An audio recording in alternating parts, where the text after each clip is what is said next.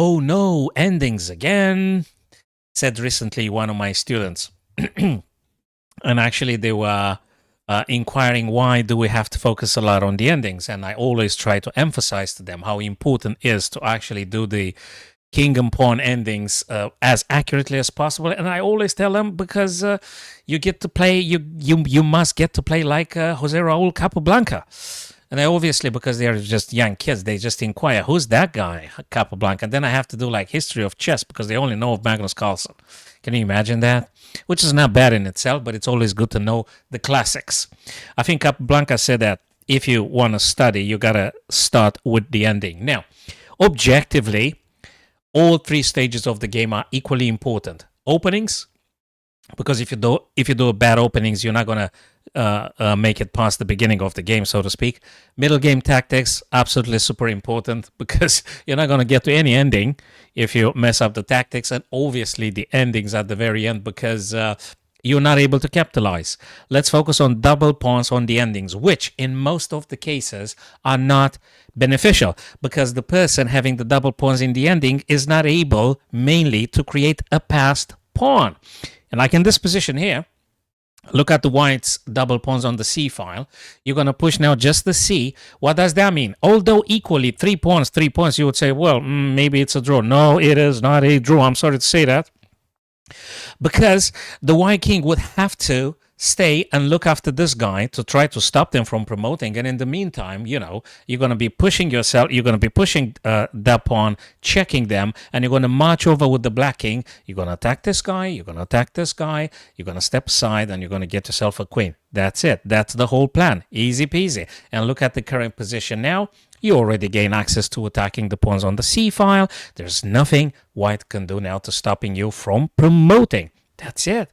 Okay, so I think that's quite straightforward, and I'm happy it's easy and simple to understand. Let's go with the next idea here, guys. Now, we would like to, in this kind of position here, getting rid of the rooks, because probably you guys notice there is a pawn majority on the king side. Okay, there is a pawn majority, and then supported by the king, you would be able to trade this guy for one of your guys, and then again, you're going to keep the black king to stop your guy to protect that pawn, to stopping them from promoting, and then you're going to march with your king, and you're going to be attacking this guy. Because the fact they're having double pawns on the C file means it's actually one pawn, so to speak. So let's just trade off those rooks and look at the current position now. You're going to be attacking this guy. They try to protect. Now you're going to trade off that pawn. You're going to take it, and that's the whole philosophy. This guy will have to be stopped by the black king. And then you're going to do something like this. Taking, taking, taking. And that's it. Push the pawn on the C. Get yourself a queen. And that's the plan.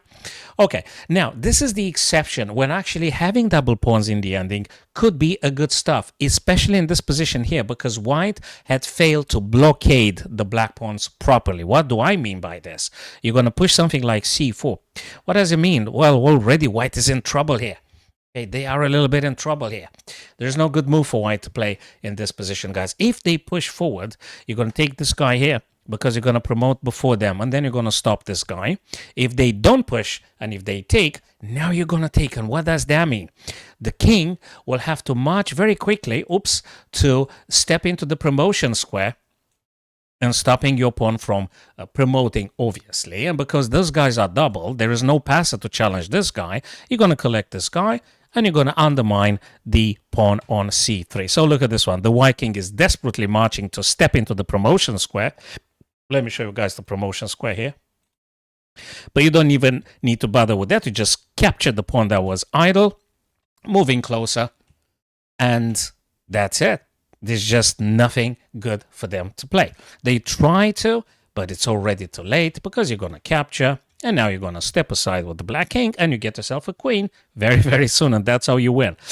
I try to make it as intelligible and simple as possible, and maybe you guys will be able to remember this ideas here.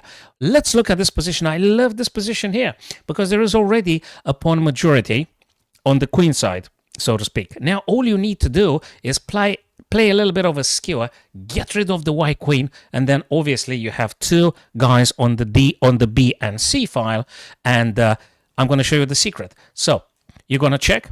King obviously has to move. You're going to take the queen. Obviously, they have to take back.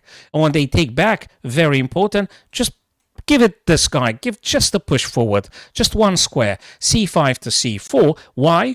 Because the white king will never be able to take this black pawn here because they're going to allow you to escape. They're going to allow you to just simply running and promoting. And whilst the white king is busy trying to stopping these two black pawns, you yourself will be playing this kind of stuff. It's double pawns. You're going to be attacking them successfully and promoting. Absolutely. Thank you very much. This position here, perhaps the last exercise this evening here. Now, very, very, very important. Always pause it. So if you're not like playing bullet chess and you have to play in a couple of seconds, just think before you actually engaging, committing yourself to playing something. In this position, there is no point. It's a disaster to take, okay, because they will be gaining the pawn majority. 3 versus 2, you are cooked, okay? So that don't do that. You mustn't take here on g4. But you need to realize you need to make a sort of blockade here. So let's just try this idea instead. That's the correct move here, okay? I don't know what they're going to do, but it's going to be bad for them.